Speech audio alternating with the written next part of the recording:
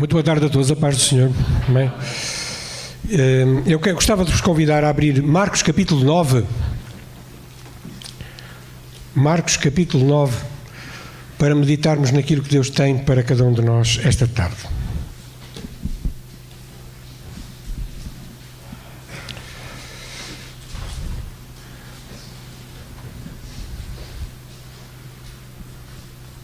E vamos ler a partir do versículo 30.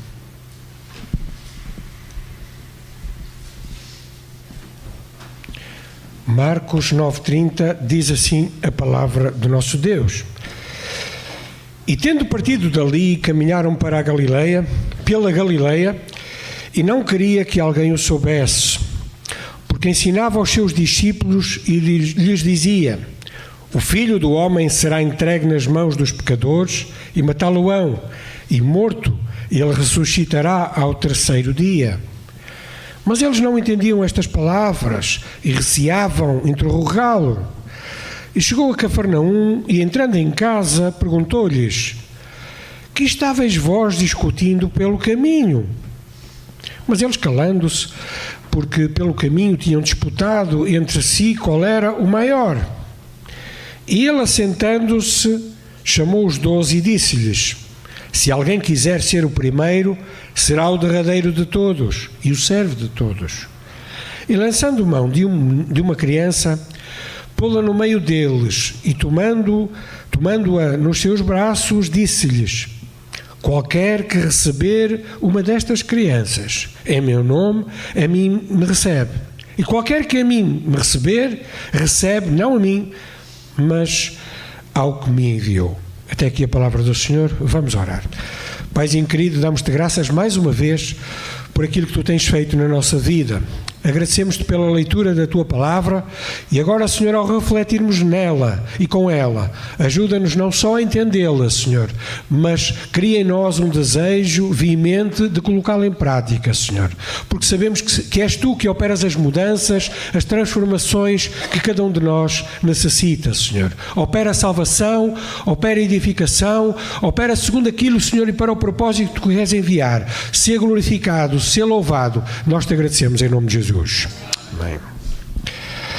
Então continuamos este trajeto com Jesus, esta viagem, e vemos aqui, depois de Jesus ter expulsado aquele demónio, daquele menino, daquele jovem que estava surdo e mudo, ele entrou lá na região da Galileia, que é no norte de Israel, nesta província, e em direção à cidade de Cafarnaum, que era junto ao lago da Galileia.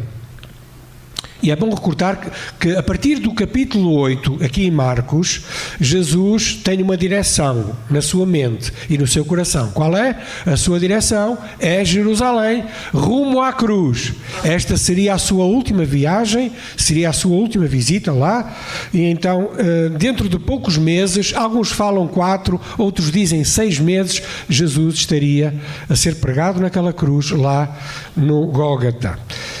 Nesta passagem, Jesus vai falar mais uma vez do grande propósito da sua vinda a esta terra, a este mundo, que foi dar a sua vida, morrer pelos pecados e ao terceiro dia ressuscitar. E Jesus mais uma vez ensina isto. Jesus também vai falar e dar uma grande lição acerca da humildade, da necessária humildade que cada um de nós, os servos de Deus, cada um de nós, os discípulos de Cristo, necessitam colocar em prática. Então, começando no versículo 31, irmãos, vemos que enquanto eles caminhavam, não é? Enquanto eles caminhavam, Jesus ensinava aos seus discípulos e disse, no versículo 31, o Filho do Homem será entregue nas mãos dos homens e matá-lo-ão, e morto ele ressuscitará ao terceiro dia. Jesus disse-lhe então mais uma vez que iria ser morto, queria ser entregue nas mãos dos homens e que ressuscitaria ao terceiro dia. É importante, irmãos, nós percebemos de uma vez por todas que Jesus não morreu como um mártir. Jesus não o mataram porque não concordavam com as suas ideias ou porque ele foi irredutível naquilo que ele queria fazer, ou para ele fundar uma nova religião. Nada disso, irmãos. Jesus não morreu como um mártir. Ele próprio entregou a sua vida. E ele tinha um propósito, que está lá em Marcos, capítulo 10, versículo 45. Acompanhem comigo, Marcos 10, 45, por favor. E diz assim, mais à frente um pouco, porque o Filho do Homem também não veio para ser servido, mas para servir e dar a sua vida em resgate de muitos. Então está aqui o seu plano redentor, o seu propósito ao vir a este mundo e ao morrer. Fazia parte deste plano de Deus Pai, para realmente resgatar, para salvar a humanidade. É interessante que Jesus, ao referir-se a si, lá na nossa passagem, em Marcos 9, ele usa a expressão que ele usou muitas vezes de o Filho do Homem, não é? E em algumas Bíblias aparece Filho do Homem com letra maiúscula, certo? Para Jesus se referir a si próprio. Este título, que é um título messiânico, ele aponta e é referido lá na visão de Daniel, em Daniel capítulo 7, versículo 13, quando ele diz: eu estava olhando nas minhas visões da noite, e eis que vinha nas nuvens do céu um como filho do homem. E dirigiu-se ao ancião de dias e o fizeram chegar até ele. Então este filho do homem, que estaria por vir, lá no tempo de Daniel, há aqui esta profecia acerca do Messias. Um Messias que viria do céu e que seria parecido com o filho do homem. Ou seja, então vemos aqui a humanidade de Jesus e a sua divindade, que se cumpriu precisamente em Jesus Cristo. Jesus é esse Filho do Homem, que morreu nas mãos dos homens, homens imperfeitos, homens pecadores, e para salvar precisamente alguns deles. Este era o propósito da sua vinda. Só que lemos no versículo 32 uma coisa muito estranha, irmãos. Ora vejam, os discípulos de Jesus que o acompanhavam, e quando Jesus falava estas coisas, o que é que aconteceu? Eles não entenderam estas palavras e, além disso, temiam, tinham medo de perguntar o que é que significava aquilo acerca de Jesus morrer, acerca de Jesus ressuscitar passado 3 dias. Nós, que temos a palavra de Deus, e já se passaram alguns séculos, parece-nos bastante estranho para nós, não é? E também é bastante estranho quando nós lemos o relato bíblico. Porquê? Porque já anteriormente, em Marcos capítulo 8, versículo 31, Jesus tinha avisado que ia padecer muito, que seria morto e que passado 3 dias ia ressuscitar. Marcos 8, 31, Jesus fala isso de uma forma muito clara. Também quando Jesus desceu com aqueles 3 apóstolos do Monte da Transfiguração, Jesus falou da sua ressurreição, falamos nisso nos meses passados, e diz lá no capítulo 9 que eles nada compreenderam também. Os seus olhos parece que estavam fechados àquela compreensão do grande propósito do seu Messias, do seu Mestre. E porquê? Esta dificuldade em entender a morte e a ressurreição de Jesus tinha a ver com várias questões. A primeira delas é porque os judeus esperavam um Messias libertador, um Messias guerreiro, um Messias político que viria libertá-los do jugo romano, e nunca um Messias, um Cristo que ia ser pregado numa cruz. Não era esse o tipo de Messias que eles queriam, nem que esperavam. E quando Jesus falava da sua morte e da sua ressurreição, eles espantavam-se e não compreendiam aquilo. Infelizmente, esta incompreensão também continua, passados tantos séculos, nos nossos dias. Nós falamos aos nossos vizinhos, aos nossos familiares e aos nossos amigos de que Jesus morreu e ressuscitou por causa dos seus pecados, mas eles, alguns deles, continuam de olhos vendados e não querem acreditar nisso. Não conseguem entender, nem conseguem aceitar, nem crer neste Jesus Redentor. Será que todos os que estão aqui esta tarde e os que nos estão a ouvir entendem este propósito da morte de Jesus? Porque foi para isso que Jesus veio a este mundo. Foi realmente para dar a sua vida em resgate de muitos. Então é crucial nós entendermos não só entendermos, é crucial crermos que Jesus morreu pelos meus pecados. Porque esta é a única forma de alguém ser salvo e de alguém passar das trevas para a luz, de alguém passar do inferno, que está condenado eternamente, para a certeza da vida eterna. É só através da crença, da fé colocada neste Jesus Redentor lá no Calvário.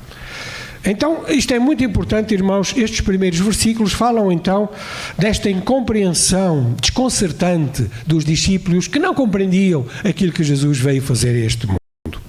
E agora depois, quando eles entraram em casa, lá no versículo 33, como eles não entendiam, chegaram a Cafarnaum, entraram em casa, provavelmente seria a casa de Pedro, e Jesus faz uma pergunta muito interessante. As perguntas de Jesus são sempre muito interessantes. E então Jesus, no versículo 33, pergunta-lhes: o que é que vocês estavam a discutir no caminho? É interessante, não é? Ou seja, Jesus vinha no caminho para Cafarnaum, estava a falar da sua morte, da sua ressurreição, do seu grande plano, e lá atrás havia ali um cochicho, havia uma discussão, não era? Havia ali uma conversa entre os apóstolos. Baixinho, não é? Jesus, claro, sendo Deus, ele sabia, ele conhecia o que é que eles estavam a falar, não é? Nas costas de Jesus. Mas Jesus, quando faz uma pergunta, já temos dito isso aqui, não é para aprender algo, não é para conhecer alguma coisa que ele não conheça, porque Jesus é Deus e ele conhece todas as coisas, amém? Amém. Então, o que Jesus quer ouvir é uma confissão para resolver ali alguns problemas e algumas questões que estavam no coração deles, não era no coração de Jesus. Portanto, aquilo que Jesus lhes pergunta é: o que é que vocês estavam a discutir no caminho? E o que é que eles responderam? Agora usa-se muito uma expressão, quando há silêncio, não é? Nada responderam. E porquê é que eles não responderam nada? Porque era o silêncio dos culpados, não é o silêncio dos inocentes. Isso é outro filme. Aqui o filme é o silêncio dos culpados. Era a culpa que eles sentiam por aquilo que eles estavam a discutir. E o assunto da sua discussão era, por demais, comprometedor para eles o exporem diante de Jesus. Eles tinham vergonha de falar naquilo que estavam a falar. E Marcos informa-nos no versículo 34, não é? Aquilo que eles estavam a falar. E então qual era o assunto? Diz 34, mas eles calaram-se porque pelo caminho tinham disputado entre si qual era o maior. Ou seja, qual deles era o mais importante? Um dizia que tinha caminhado sobre as águas, outro dizia que tinha arranjado o pão, outro até dizia que guardava a coleta, que era o mais importante, não é? Ou seja, todos eles certamente arranjavam razões para dizer: eu sou o melhor, eu sou o mais importante, eu sou o maior. Note, eu é que subi com Jesus lá ao Monte da Transfiguração. Só 3 poderiam dizer isto. E então vemos aqui, queridos irmãos e irmãs, que talvez alguns usassem de algumas razões para justificar que eram os melhores. Há aqui um contraste dilacerante, há um contraste tremendo entre Jesus estar a explicar que ia à cruz, enquanto os seus discípulos discutiam qual deles era o melhor e o maior. Vejam, irmãos, Jesus a falar do seu sofrimento na cruz, enquanto eles conversavam e discutiam entre si: eu sou maior do que tu, eu sou o melhor. Reparem, este contraste deve mexer connosco, porque nós também somos assim, irmãos. Jesus falava do momento mais importante de toda a história humana, do universo, e as mentes dos discípulos estavam ocupadas com pensamentos mesquinhos e de grandeza pessoal, pensando quem era o maior, se era um, se era outro. Então Jesus vai dar-lhes algumas lições e chama os 12, diz aqui no versículo 35 e 34 também, vamos ler, versículo 34, mas eles calaram-se porque pelo caminho tinham disputado entre si qual era o maior. Versículo 35, e ele, assentando-se, chamou os 12 e disse-lhes: se alguém quiser ser o primeiro, será o derradeiro de todos e o servo de todos. Então Jesus senta como mestre, Agora vai-lhes falar ao coração, mandam-se aproximar, talvez fizeram uma roda e chamam os 12 apóstolos, eles aproximam-se e dizem: olha, se alguém quiser ser o primeiro, se alguém quer ser o maior, vocês estão preocupados com isso? Pensam que eu não ouvi? Eu ouço tudo, podia dizer Jesus. Mas terá que ser o último, terá que ser o derradeiro, terá que ser o servo de todos. Ou seja, se alguém quiser ser o primeiro, deve ser o último e deve servir a todos. Irmãos, qual é o nosso conceito de maior? Qual é o nosso conceito de uma pessoa muito importante, segundo este mundo? Bem, segundo a visão atual, quem tem muito dinheiro é que é o maior. Quem tem boas casas, bons carros, segundo o conceito deste mundo, ele é o maior. Tem bom emprego, tem saúde, tem uma mulher muito bonita, como eu, graças a Deus, tem influência, tem sei lá o quê, irmãos, ponham o que quiserem aí. Segundo o conceito deste mundo, vocês podem pensar o que quiserem, mas o conceito deste mundo não é igual ao conceito do reino de Deus. Porque na visão de Jesus e do reino de Deus, se alguém quiser ser alguma coisa, ele deve aprender a ser o último e a servir os outros. Irmãos, isto é radical, porque é completamente contra todos aqueles coachings que andam aí e todos aqueles ensinamentos tão populares que dizem que tu és muito importante e que tens que ser o teu melhor e que tu tens que ser isto e tens que ser aquilo. Irmãos, o conceito de Jesus é o contrário disso tudo. Eu não estou aqui a defender que nós devemos não ser o melhor de que Deus quer que nós sejamos, não é isso, irmãos. Aquilo que Jesus nos está aqui a ensinar é que se tu queres ser alguma coisa no reino de Deus, tu tens que dar lugar a Jesus Cristo na tua vida e tens que deixar que Ele seja o maior em ti. E é este o alvo da nossa lição de hoje. E para reforçar esta lição de humildade, Jesus então toma uma criancinha ali nos braços e disse que quem receber esta criança em meu nome o recebe, e também recebe quem me receber a mim recebe o meu Pai. Está no versículo 36 e 37. Ora, no mundo antigo, as crianças tinham uma importância que não têm hoje. As crianças e também as mulheres eram completamente sem valor algum. Até porque muitas crianças não chegavam aos 5 anos. Morriam. Havia muitas doenças, morriam muitas crianças, então não se dava grande valor, e havia muitas crianças, não é? Havia muitos filhos, então elas eram desprezadas, elas eram sem valor, eram ignoradas as crianças, não é?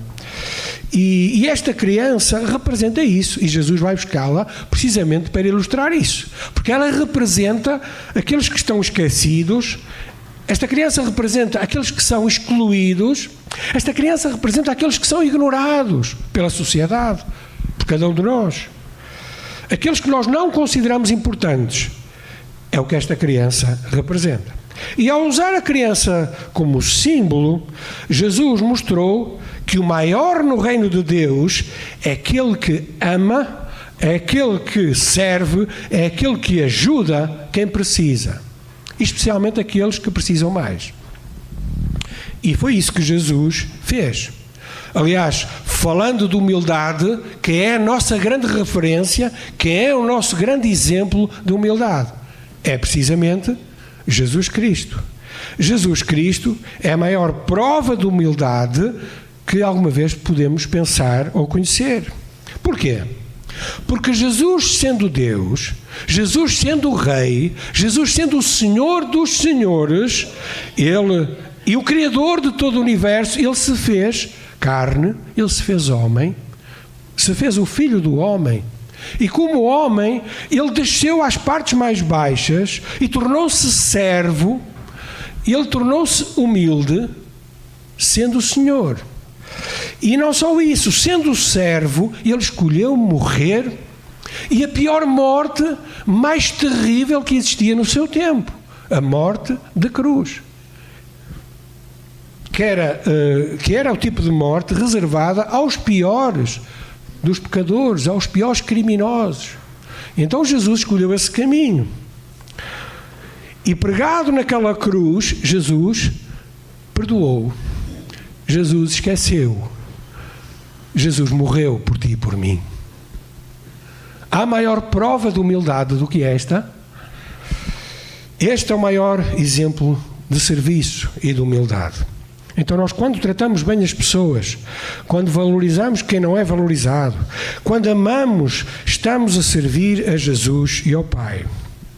Mas por outro lado, nós temos dentro de nós, todos nós, uma ambição que é por vezes desmedida e um egoísmo que é muito próprio à natureza humana.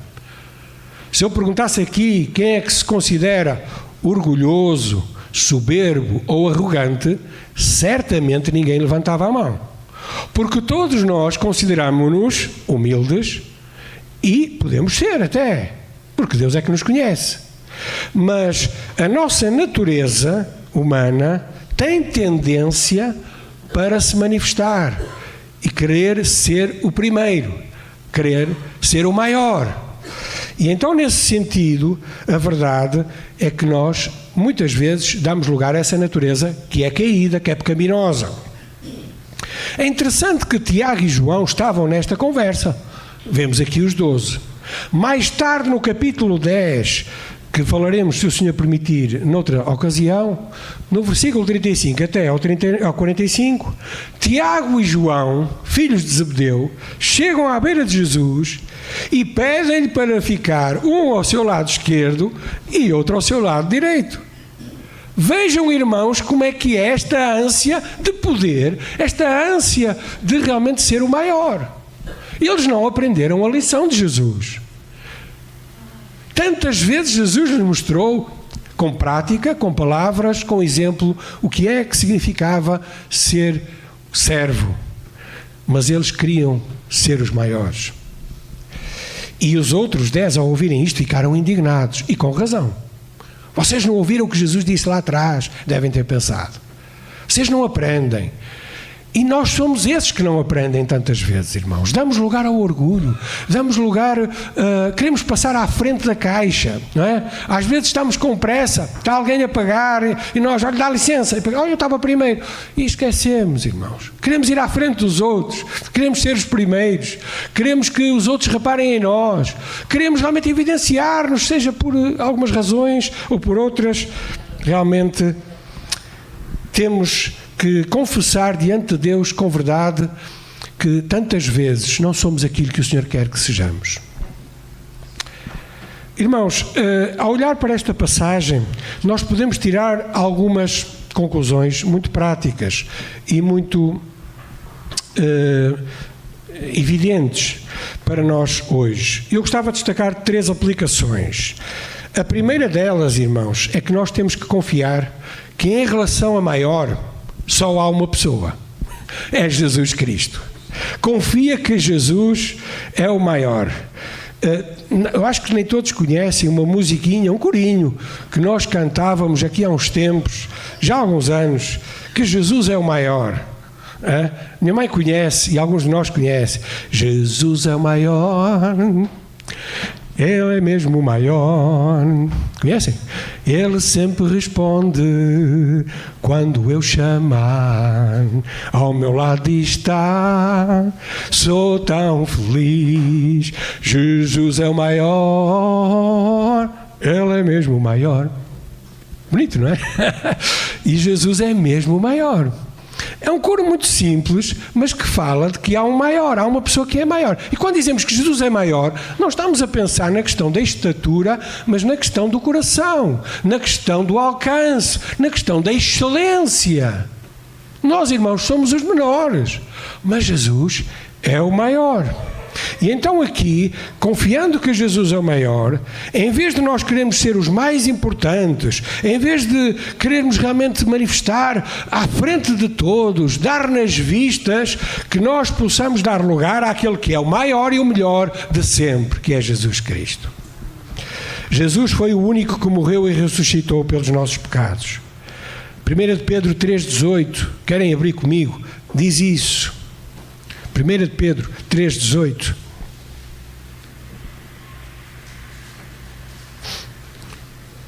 Cristo padeceu uma vez pelos pecados, o justo pelos injustos, para levar-nos a Deus.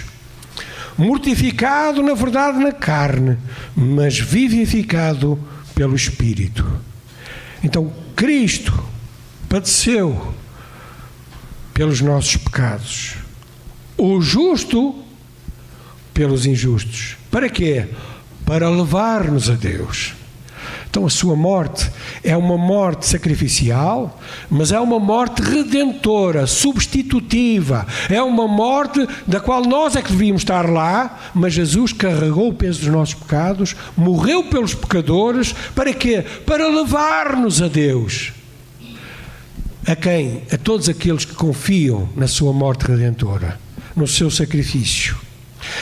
E assim, irmãos, como os discípulos não compreenderam todas aquelas coisas que Jesus falava, mesmo nós não entendermos todas as coisas também, há uma coisa que nós podemos aceitar e crer, é no Senhor Jesus Cristo e na sua morte redentora.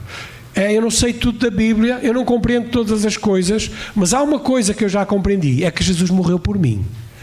Irmãos, e isso, quando nós confessamos isso, com honestidade, com sinceridade, e confessamos que só Jesus é Senhor, dizendo que Ele é o meu Salvador, confessando o nosso pecado, aí nós, irmãos, compreendemos e passamos da morte para a vida. A segunda aplicação prática que eu gostava de referir, relacionada com Marcos 9, é que para subir é preciso servir. Para subir é preciso, não é descer, é servir. Mas também podíamos dizer descer. A verdadeira grandeza não está em buscar posições, cargos, não está em buscar o primeiro ponto, não está em dar nas vistas, não está aqui à frente. Irmãos, não é isso. O serviço para Deus não está assim, dessa forma. Para alguém que quer servir, precisa realmente, em primeiro lugar, disponibilizar-se para sofrer, assim como Jesus sofreu. Porque seja em casa, seja no trabalho, seja na igreja, nós precisamos servir com humildade. E deixem-me dizer isto, irmãos, servir com humildade custa. Porque às vezes implica engolir sapos, como o povo diz. Significa rejeitar as nossas razões. Significa não dar lugar ao nosso tempo, à nossa vontade, àquilo que nós pensamos que é o melhor. Mas dar lugar a Cristo, porque Ele é o maior. Então, diz aqui também nesta passagem, e nós podemos concluir, que os últimos serão os primeiros. É desta passagem que vem isso, os derradeiros serão os primeiros. E os líderes, irmãos, deixem-me dizer isto, aqueles que servem, aqueles que pregam, aqueles que ensinam, devem ser chamados a liderar com exemplo, assim como Jesus fez também. Não só com palavras, não só com bons discursos, mas, sobretudo, com o exemplo, com o amor, com o cuidado pelas pessoas ao seu redor. Humildade não é pensar pouco sobre si. Humildade é pensar e agir como Jesus pensou e agiu. Porque Jesus é verdadeiramente humilde. E quando nós damos lugar a Jesus, o humilde, o maior na nossa vida, então aí temos condições de estar a caminhar bem. Jesus, sendo o Senhor de tudo, viveu como servo humilde. Então a primeira lição, confia que Jesus é o maior. A segunda lição, para subires, tens que servir com humildade. A terceira lição, irmãos, que nós percebemos desta passagem, é que nós devemos acolher os mais vulneráveis, devemos acolher aqueles que têm mais fragilidade, aqueles que na igreja até têm alguma dificuldade. E não só na igreja, mas lá fora também. Porque a igreja deve ser um lugar de acolhimento, deve ser um lugar de abrigo, deve ser um lugar seguro, onde as pessoas se sentem bem. É claro que devem ser confrontadas com o Evangelho do Senhor Jesus Cristo. E o Evangelho do Senhor Jesus Cristo encosta-nos à parede. Isso não há dúvida nenhuma. Mas também deve ser um lugar de abrigo, de acolhimento. E Jesus está aqui a mostrar isto aos seus apóstolos. Portanto, precisamos pedir ao Senhor que Ele nos ajude a cuidar daqueles que a sociedade despreza. Tais como os órfãos, tais como as viúvas, tais como aqueles que são pobres, aqueles que estão realmente excluídos da maior parte das pessoas, que cheiram mal.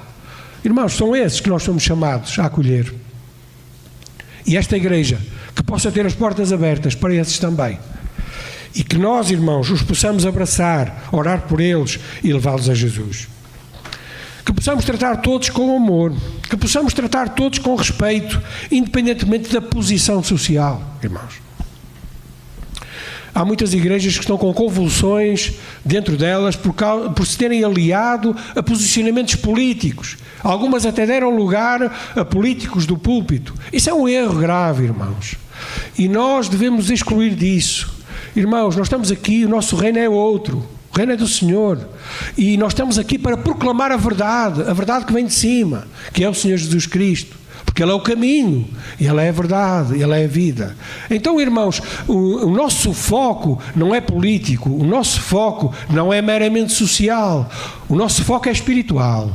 Mas não nos podemos descurar de cuidar daqueles que estão ao nosso lado, irmãos, levando-os a Jesus também. Porque, acima de tudo, nós devemos partilhar a nossa fé a esses. Então, disponibiliza-te para orar, para apoiar aqueles que estão a passar por dificuldades. Partilha a tua fé em Cristo, uma fé viva. E se alguém está com fome, dá-lhe de comer. É o que diz Tiago, não é? Se alguém que está com sede, dá-lhe de beber. Porque fazendo assim, tu estás a honrar o Senhor, tu estás a abençoar aquela vida. E vais abrir caminho, vais abrir uma porta para lhes falar de Jesus. Porque esse é o nosso objetivo número 1. Irmãos, para encerrar, possamos compreender que só há um maior na nossa vida. E Ele quer crescer, e Ele quer se manifestar, e Ele realmente quer ter a primazia na nossa vida. E quando isso acontece, as pessoas vão notar, as pessoas vão perceber. Que o Senhor possa ricamente nos abençoar. Amém.